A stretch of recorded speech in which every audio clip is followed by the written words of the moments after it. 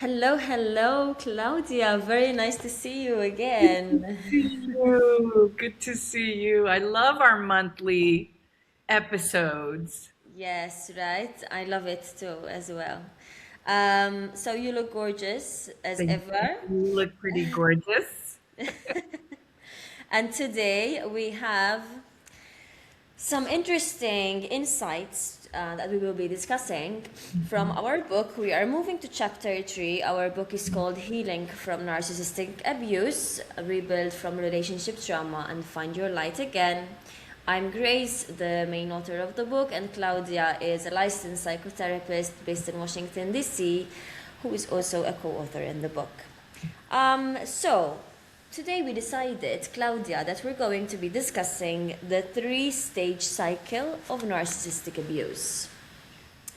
And when I came across this cycle, when I was doing research to understand what I was going through, it was really insightful and it helped me really understand what was happening because up until this point, until you become conscious of certain patterns in life, as we all know, it's very confusing to understand what's happening.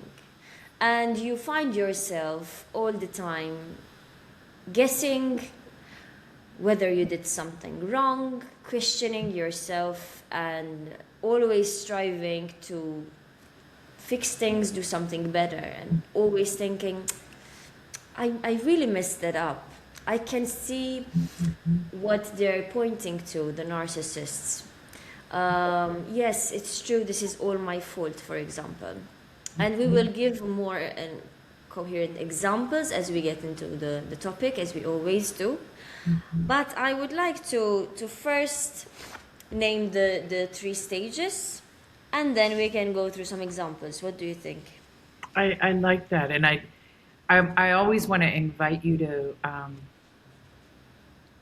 bring in some of your own examples, Grace, because for me that was one of the most powerful parts of the book is your alive and raw examples, and I also think it will help people who are listening who might think, oh, it's bad, but I can't tell because remember, there's this illusion that is happening the whole time, especially if you're kind hearted.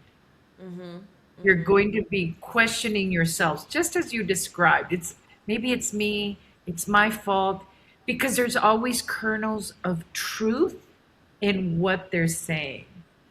So you'll grab onto the little kernel of truth.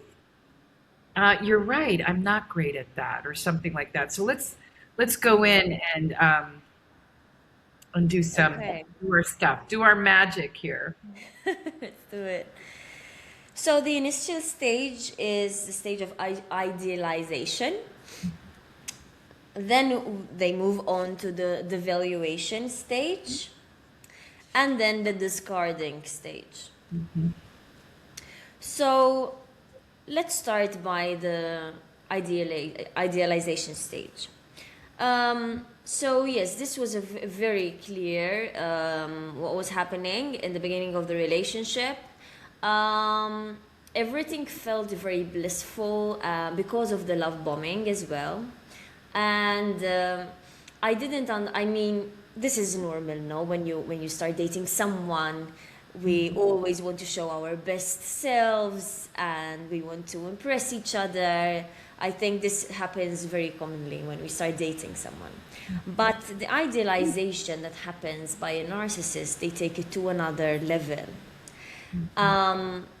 They fantasize and they want to have this ideal lover because they feel so special that of course they feel entitled to someone who is as special as them. So there's this sense of idealization. She's the most beautiful person. She is the best at doing this, or she carries or he carries a status in society. Maybe they come from a rich family, or they have certain positions in society. And so there's this sense of idealization, what you represent for the narcissist, and how you're going to fuel their ego. However, this idealization stage unfortunately doesn't last very long. But before we go on to the devaluing stage, I would like to ask if there's anything that you would like to add to this, because I see that you're jotting down notes as well. And I can see that even in the book, we noted here that the love bombing phase that comes with the ideation stage can feel as potent as and addictive as drugs like cocaine, heroin, and ecstasy. Yes, yes, yes. Very good. Yeah, I have a lot to add here. So, one is that all throughout this, there's normalcy. It's biological, like it's super normal, like you were saying, Grace, that there's a honeymoon stage. And we're actually, that's biological. We're supposed to, right? In order to bring two people together, there has to be like, "Ah, you're perfect for me," or like the Me Too stage, like, me too, we do this too. I love this music too. Like, right? They're perfect for me. And it's lots of dopamine and oxytocin and sexual desire. Like that's part of bringing two mammals together, right? Like this attraction stage. So all throughout, there's normal parts of being human and mammalian, and it makes sense. And it's almost like that's super hyper exploited by the narcissist, like this normal stage. And one of the things that, and you're absolutely right, I'm going to track what you were saying, this need for the best. So let's like approach that from two angles. The narcissist will spot the best, the most gorgeous one in the club, which was you, right? The sexy one. There will be a spotting of each other, but they will be like, oh, this person knows how to speak in public. This person is of high status. So they will spot who will move them up the ladder. Even in one of your chapters, I remember you going back to his home and he sort of just wanted you to be quiet, but beautiful. Yeah. Yeah, He exactly. didn't want you to, but because he needed you as a status symbol, like gorgeous, but quiet, right? So anything that will bolster and they will spot you. And what I'd like to add there for the empath or the kind hearted human, or if you're that person, what I'd like you to add to yourself from a healed, empowered place is like, yeah, you are that. Yes. You are, right? You are the competent, beautiful. You are that package. Now that we want to just put that away for your healed, empowered self. But yeah, you got spotted because you are that. You will be spotted by the narcissistic boss as the one who's hardworking, high competent, um, geared for success. So I just want to make that you will be spotted for the exact right reasons. How I does that land with you, Grace? Yes, I love that you were mentioning this, because when you're in these kinds of situations, you overlook it and you don't realize this. In fact, it's the complete opposite. You're so confused, gaslighted, and busy trying to be better that you never feel good enough, let alone spotted for something that you have for real, you know? Yes, it is a plot twist that you don't realize until later. Exactly. When you're healed and empowered, but we're going to put it right up front. Yeah. They will spot you for being the best in whatever because you're needed as a status symbol. And so, can I add a few more things to this Oh, part? yes. Yes. Yes. Because frameworks do help us in approaching any relationship. So, yes, the addictive cycle begins in terms of seeking the high. What happens is they idolize you so much, and that's real for the narcissist. They need to idolize you. They need to feel to counteract their own sense of emptiness and their own sense of of severe imperfection. Remember, they're constantly looking for perfection, which is a myth and a danger for us as humans, by the way. This, and then the empath or the victim who's felt so imperfect by their own wounding will love to feel like someone sees them as perfect. That's extremely dangerous, and it's high, it's addictive. Someone's idealizing you. Even as a therapist, the narcissist will idealize you. And boy, do you feel like everything coming out of your mouth is just amazing. And you have to stay very grounded in your imperfection and that's part of being human. And that's the addictive high for them and for you. Um, Go ahead, Grace. Yeah. Yes, and I'm just reflecting. It's true how seductive this can feel, which makes you feel literally addicted to the person, as we mentioned with like addictive substances, because your brain becomes so attuned to that feel good chemical that's being released because of this sense of idealization and perfection, that you become hooked on them because of this.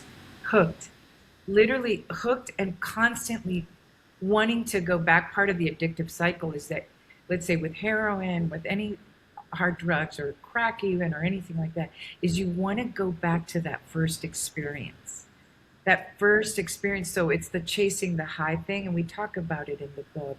We chase, we keep, but you adored me, but you loved me so much. And they're their most brilliant self too. Like they are delicious during this time.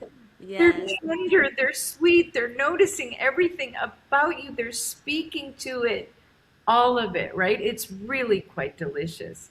Um, the other thing that, as I was rereading this chapter, Grace, tell me what you think about this. I was like, holy moly, there's so much dopamine hits going on between the two. The dopamine hits are so intense, not oxytocin, which is the bonding trust hormone. It's these extreme dopamine hits. Like the highs are really high. Even for the person receiving it, you're getting dopamine out. Um, and if I can just be a little bit, use riskier language here, because it'll lead us into the discarding stage or the devaluation. There's a dopamine hit for the narcissist that resembles like a porn addiction or masturbatory behavior, because once they orgasm, it's almost like then they're done. Absolutely. You couldn't have thought of a better example, I think. Really, it's this seduction, like an edging behavior, seduction with this gorgeous creature that they've idealized, right? It's an edging behavior, which is common in sexual addictions. And then they peak, they orgasm, And then that's it. and they're done, which leads us to the second. To the devaluation stage, yes. Yeah. And as you're bringing up these examples, I'm also thinking as well that these dynamics happen even in friendships when you start bonding with someone, forming a friendship, and if they have narcissistic tendencies, they often do this as well, where they make you feel seen, connected, um, they support you, but you can sense that there's an intention behind it, and perhaps they're idealizing you, and maybe they want to get some kind of status through you as well. But then, when they feel that there's some kind of safety that has been established, or trust, or emotional connection, they know that it's time to hit. And you can see how it plays around with all types of relationships if you're dealing with narcissists, whether it's a romantic partner, a friend, a family member.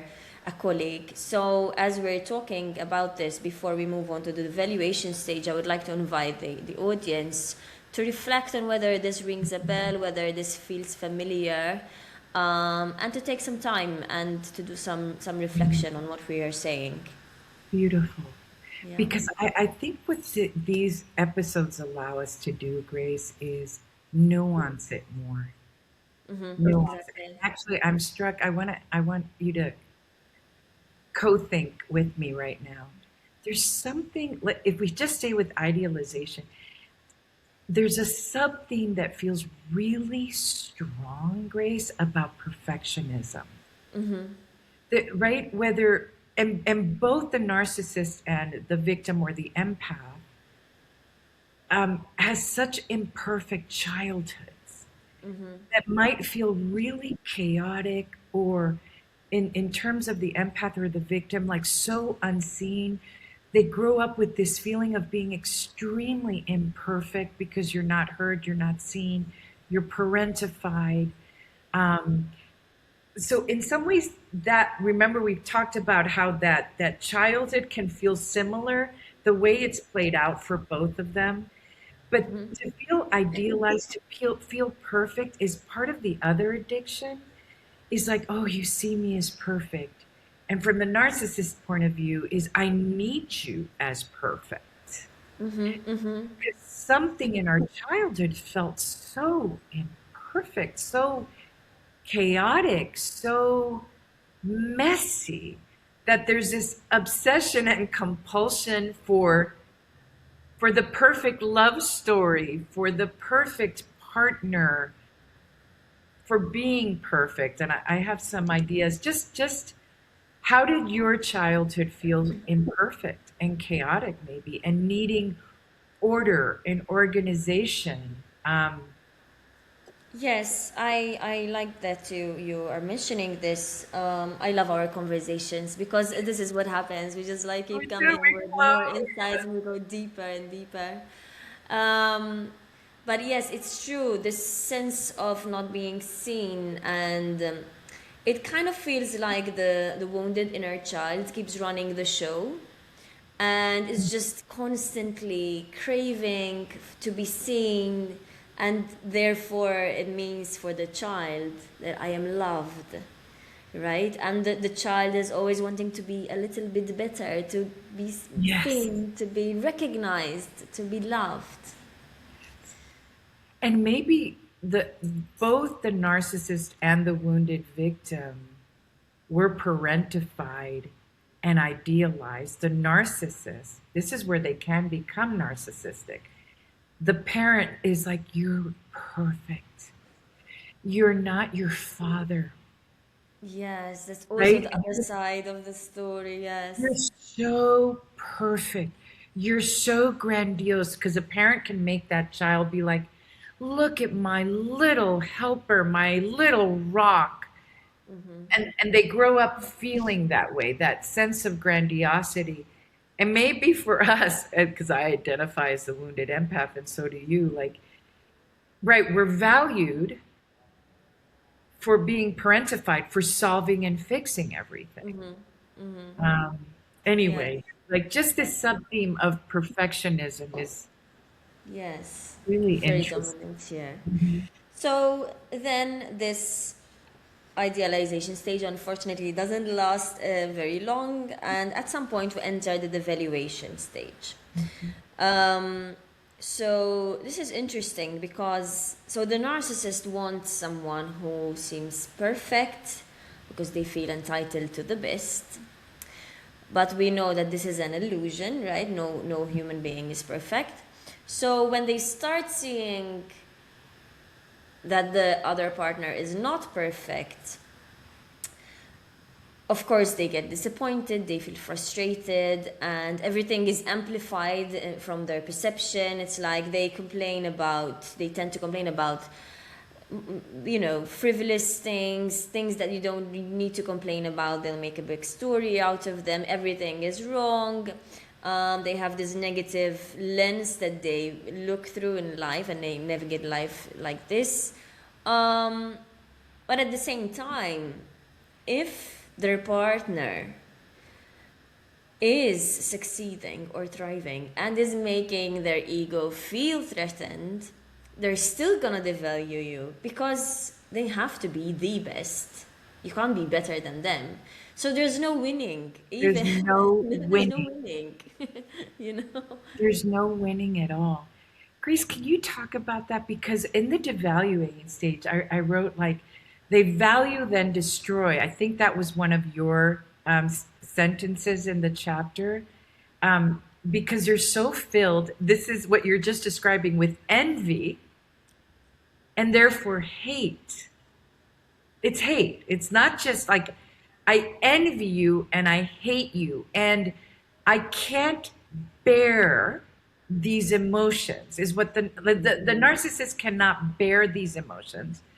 And also, this is true for most of us, I'll talk about that later, is like they can't bear the disappointment of their partner being sick or having their monthly symptoms or feeling a little depressed some days. Like they can't bear the disappointment of their partner being human, being normal, being imperfect. So you describe it, and there's no winning. And there's so much blame, envy, and rage.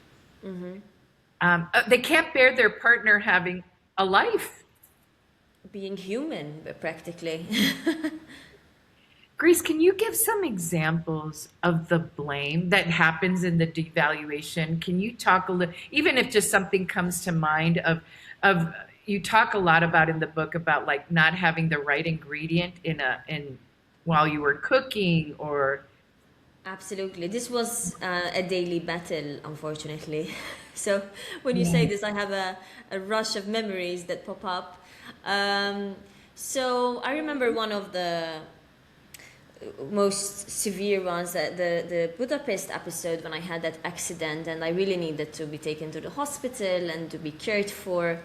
Um, I remember that he got really upset and he got really mad, and even though I was limping, I had a massive bruise all over my chest here, and my legs and my lips were swollen, my teeth was chipped, my braces were broken. So it was quite severe. It was quite a mess. And the next day, instead of seeing how to help me, um, and we were in a foreign country, he was really upset that I was messing up his itinerary. So it's bizarre. And he forced me to walk over an hour because he felt like walking to this thermal bath in Budapest because he felt like it. And there's no way that just because you were human and you are injured, you're going to mess up with his itinerary. So, as I bring up this example, I invite the audience to see whether they can think of any of their stories or examples where perhaps they've felt like they needed support, help with something, they felt unwell. I remember I used to worry that if I got sick, terminally ill or something, my gut feeling was telling me, I was like, oh my God, this was 5 years, right, into the relationship. And I was thinking, if something happens to me, this person will not care. They will just leave me, carry on with their life. I was scared of aging. God forbid I lose my beauty when I'm aging. What's going to happen then? Yes. Yes. And I absolutely. So, and I asked when I was reading the chapter again, audience, people who are listening, because we always need telltale signs. I feel like it's very helpful to be like, what to spot early on, because people are like, well, how can I tell, right? And one of the questions you can ask is, who are they when you're sick? Which is superhuman, right? Like if you have a cold. I'll give you one of my examples. And Grace, as I'm talking, I'd like for you to have a more normal day-to-day example, because I think what's been distracting in the common culture, and for me too, is that we expect the really horrible narcissists, so we can't spot them. We expect the really flamboyant, super abusive ones, but that's not how it shows up in day-to-day life. How can we track the signals in day-to-day life that are more everyday? Let me give you one of a friend, actually.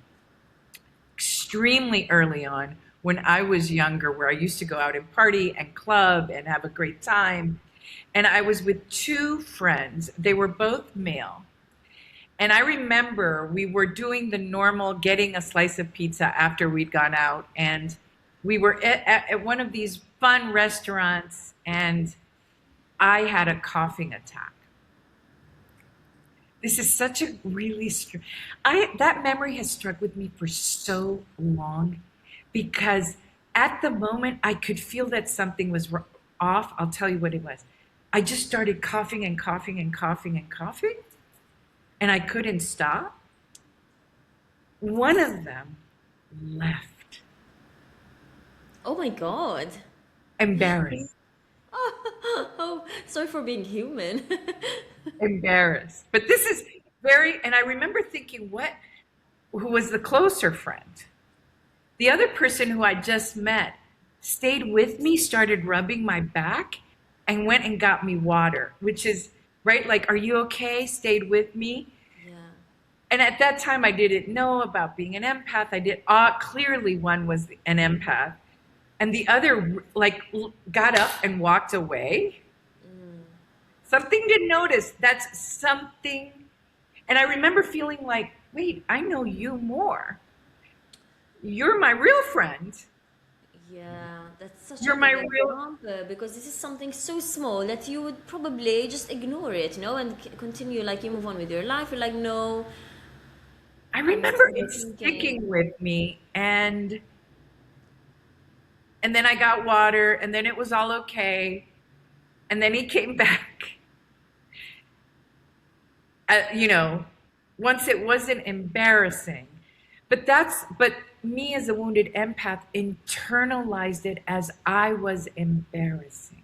I cannot cough in public. I cannot get sick. I cannot burden. That's all wounded empath stuff, is being the burden, is aging, is what if you have a baby and gain weight? Like all of these things, I will not no longer be a status symbol, right? So that's a good example. Yes, that's crazy. But we go Grace, through you have these one things. of feeling like you've been cooking all day, of not getting the food right. Right, yes, that was, yes, a daily example where it happened even more than once. I remember that I was cooking and really trying to see what kind of food is going to make him happy because he was really fussy about food, one of the many things that he was fussy about. And I remember that, which is really, yeah, strange that he would come into the kitchen and he would like check everything to see that everything was according to his standards. And when he realized that the wrong type of olive oil was used on a salad, he went bananas. And I remember this scene.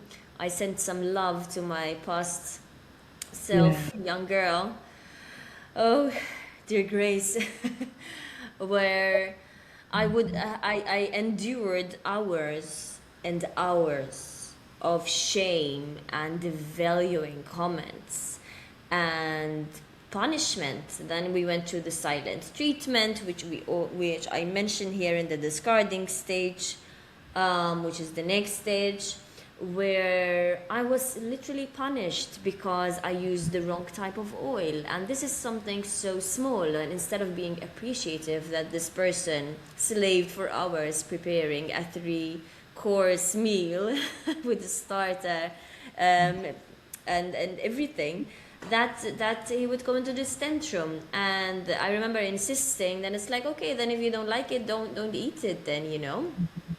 um, I must say that he did take the food and ate it, but he locked himself into his room for a whole weekend, and I was punished with the silent treatment, which brings us to the discarding stage.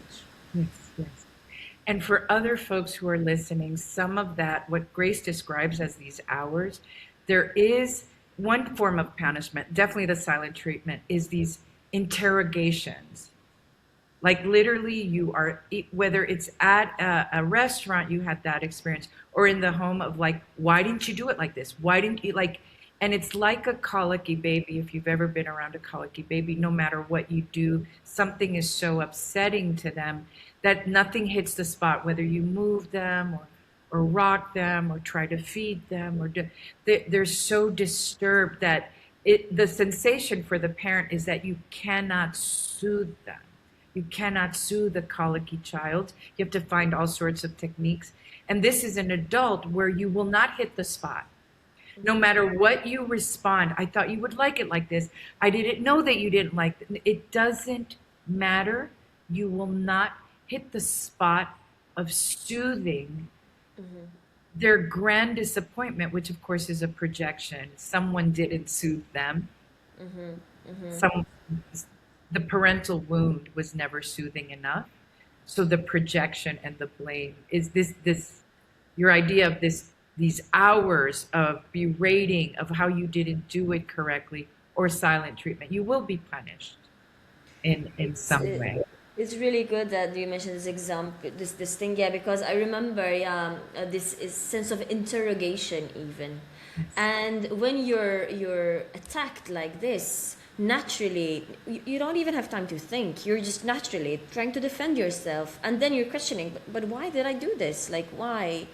And you start seeing how imperfect you are because you made a mistake and this is your fault and you should have done better, and everything becomes very foggy. It does. And it's really important to mention that this is not just a one-time thing. This is a cycle. And so for the victim or the empath, this is very confusing because this is not a thing that happens every day and it's always bad like this. It fluctuates. Then we go back to the idealization stage where you would get the dopamine hits again. Because a lot of people wonder, why would you stay with someone who's always like this? Yes. And I say it would be easier if they were always like this. Because at some point you will just really get tired and just leave.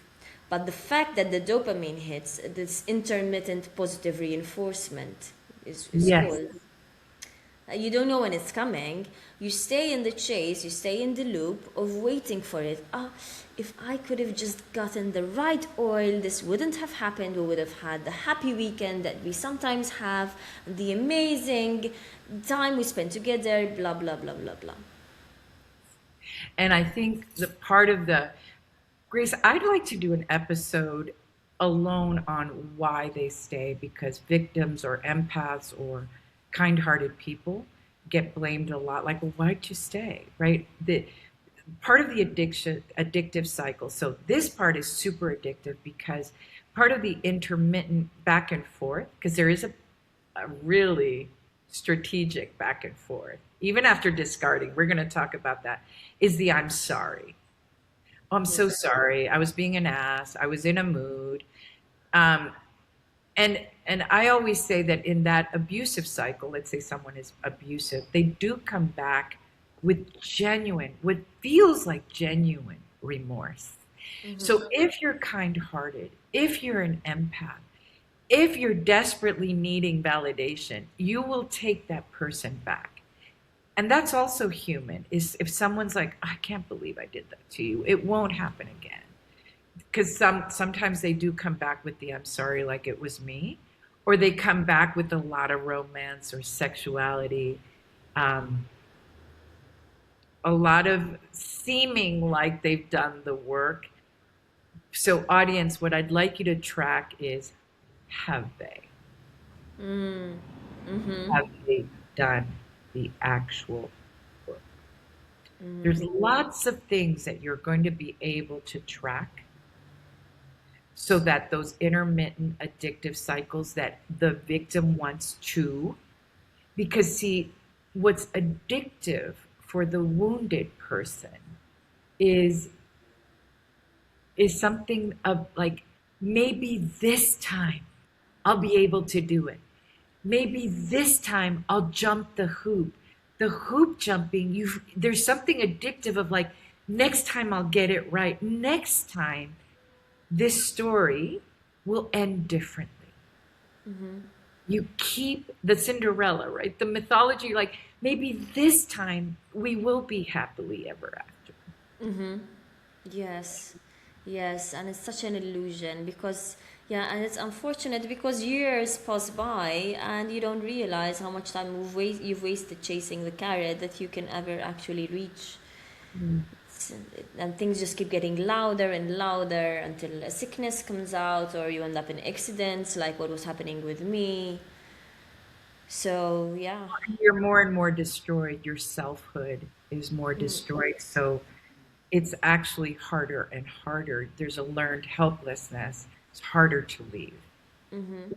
And I think in therapy, that's where the intervention or the higher consciousness, which is what you had, Grace, the internal voice that Yeah. got louder and louder too. Thank you. Yes, yes, and yeah, how important it is to track things down. Remember writing things down, keeping evidence, because you start experiencing even physical symptoms where you have brain fog, you have high levels of cortisol. So this goes into the like physiology of the body as well, not just psychological. 100%. You're exhausted. You're literally exhausted by the interrogations.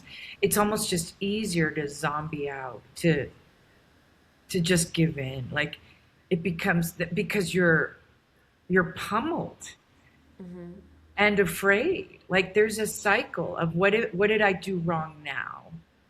Um, absolutely.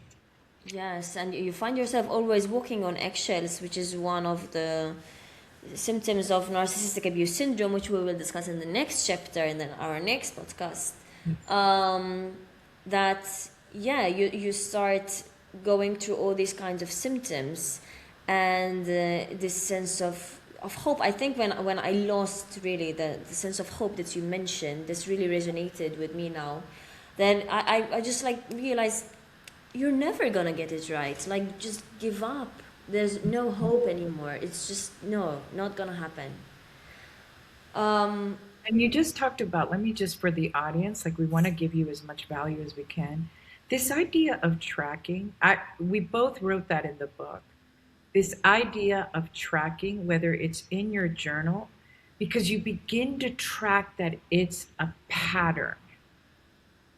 And you have to remember, this is really hard, to write the horrible moments because we will gaslight the memories. We need it for even when we leave. We will gaslight ourselves because we're in so much craving of the relationship, of the romance. And Grace, you talk about even recording conversations. And I say to folks, listen, if this is a beautiful love story, then you've tracked your love story. Beautiful, right? Like, yay, you've written. But if it's not, you can go back and say, I remember Budapest. I remember 3 hours because I didn't use the right olive oil. You have it there for you yourself to remember because we do get brain foggy and our whole sometimes we can't accept that someone would be that mean or exactly. cruel. We can't accept it That's till we also part. start seeing it.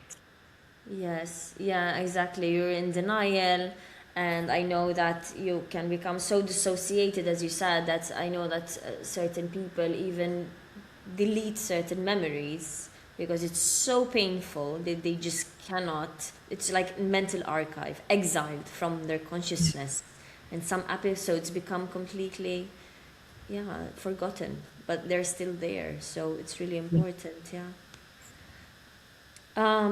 So as we move to the last stage, discarding stage,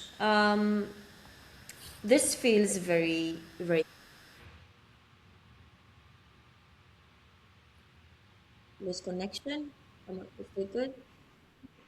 Yeah, it went off. Yeah. I don't know why. Yeah. So yeah, I was saying the discarding stage that this can feel very painful because the victim feels completely abandoned. They feel helpless, and at this stage, you're probably questioning and feeling so scared and thinking whether the narcissist is going to ever come back, ever going to give you another chance, ever going to forgive you for being imperfect. Um, and it feels very, very scary and triggering for a wounded empath, or even if you're not an empath, you don't identify as an empath, but if you have this wounding, this fear of abandonment, the discarding stage is just going to feel like Brutal. terror, terror, absolute torture Brutal. for you. And this is the time where the narcissist is just waiting for you to think of a better plan of how you're going to serve them, to beg, to make things better. And they're waiting it out, and they know that you're going to come back to try and fix things. And then you start the cycle all over again. And oh, it's so brutal. It's brutal to be discarded. And if you come in with a severe abandonment wound or neglect wound or an abusive wound, which most of us do if we're attracted, because see the healed empowered empath is no longer attracted. We can spot them, right? Which is Yes. ish, right, Thank Grace? Like God. lately you yeah. There's some, even if you like start to have a relationship or a friendship with someone, you, like sort of like by the third or fourth time you're with them, you're like something feels off and you trust yourself more. You trust Exactly, that yourself is more that key. it's like, Trusting your gut feeling. It knows yes, before the conscious mind knows. It knows. Just trust your gut feeling. Yes. yes. Like my example of like something felt off that night when someone walked away, you could tell they were embarrassed Yes. and then came back. Like, but I didn't take myself. In fact, what I did was blame myself. I must be horrible for coughing. Yes, right. Right. Hilarious. How dare you? Hilarious.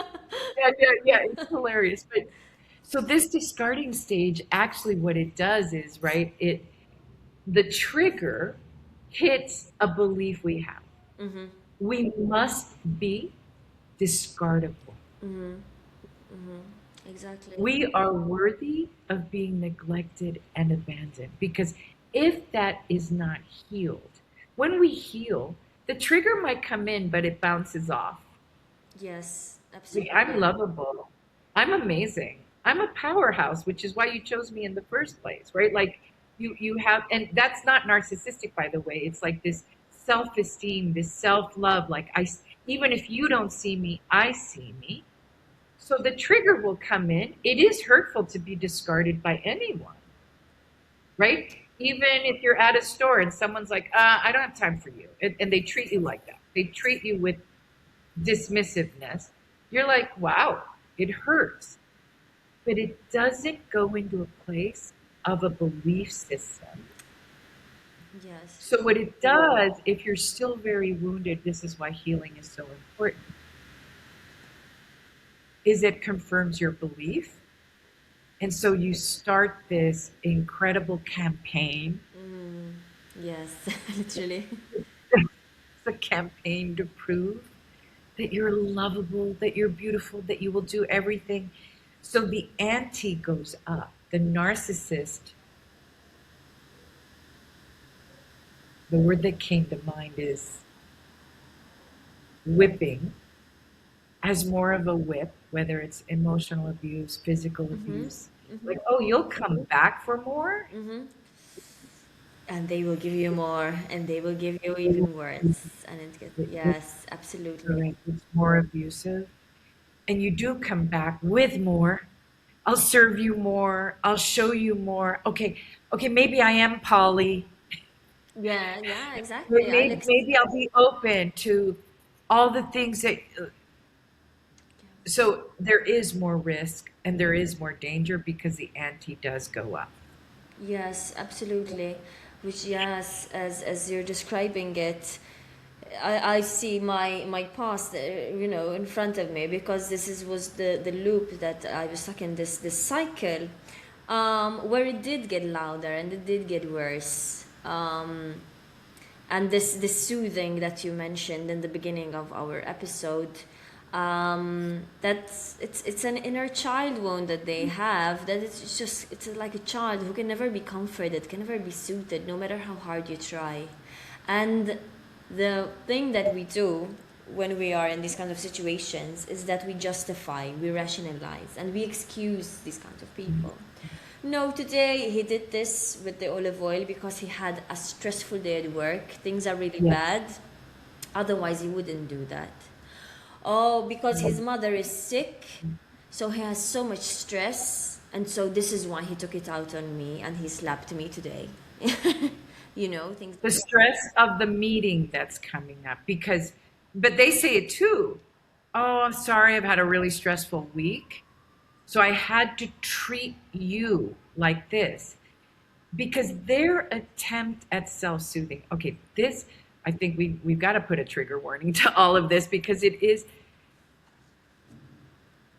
they require demeaning, blaming, and feeling above you and really putting you down. They feel that soothes them, because they usually feel so horrible inside themselves and outside in the world that, and I know it's hard to believe this, that the reason why we justify is because for the wounded empath, at least, or for the open-hearted human, it is hard to believe that they're that cruel.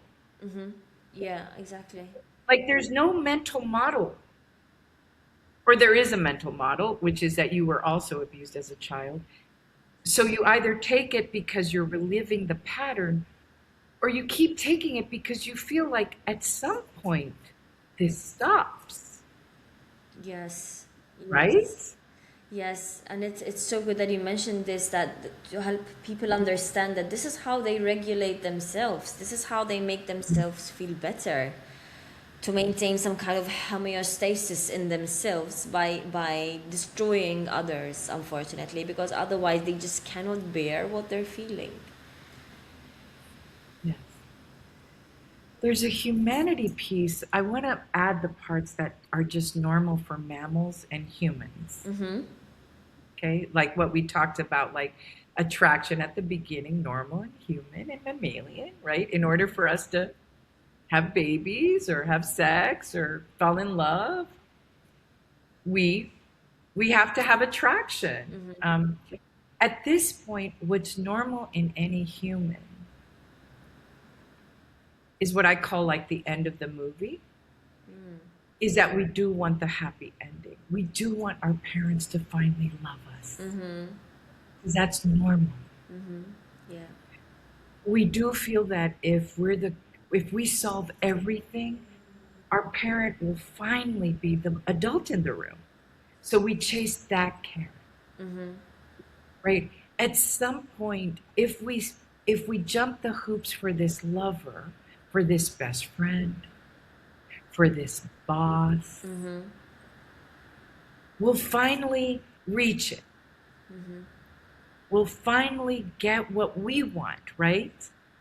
And so that's a normal way of being, is that, of course, if I work out, I lose the weight. If I work hard enough, this, of course, goes into the all is in the small, the small. We jump these hoops in the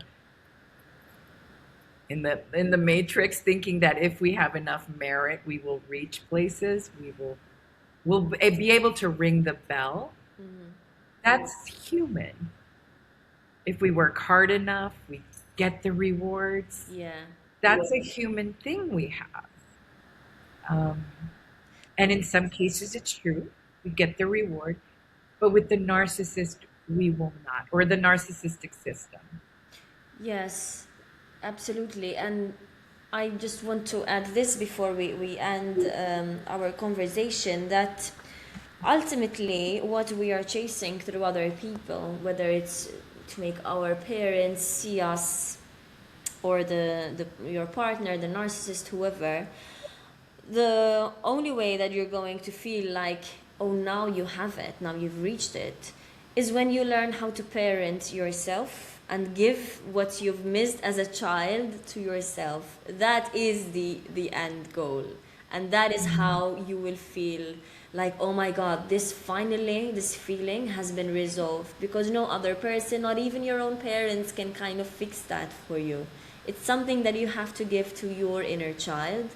And I encourage the audience to look into this, and we will give even more um, conversation and valuable tips on this, um, because that's how you get there. What do you think, Claudia? Oh, I just thank you, Grace. It's like I see me, I hear me, I validate me, I trust me. And that's a long journey of work, and Grace has done it beautifully. I've done it myself, but it's actually the antidote. Yes, It's the antidote.